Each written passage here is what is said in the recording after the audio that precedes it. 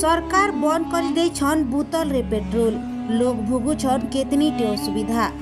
किए बाइक टाकी नहीं करी पेट्रोल नहीं आसुचे तो आर किए पिकअप रे बाइक लदी करी जह करी छोट छोट टाउन और गाँ गहली रो लुके जेन माने कि फी दिन रो काम लगी टिके टिके पेट्रोल उपरे निर्भर करसन।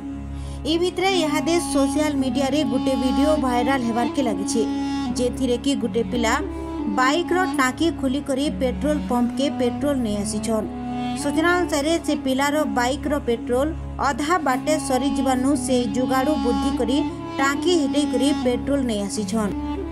ई घटना लोक को मजा लगी पारे सते बाकी इटा हेउछे इहादे गाँ गहली रो असली समस्या। सरकार निया लगा घटना और बेआईन पेट्रोल बिक्री उपरे रोक लगाबा लगी ई पदक्षेप नैछन। हेले ई विकल्प व्यवस्थार अभाव लगी साधारण लोक मान को हैरान हेबार के पड़ुछे। के बाइक टाकी खुली करी आनुछे तो आर के भड़ा दे करी पिकअप रे लदी करी लोकर जुगाड़ू बुद्धि बाहरुछे सते किंतु इथि लगी साधारण लोक ही हैरान हेउछन। ई दुख के सरकार भी बुझबार कथा बोली करी चर्चा हेउछे।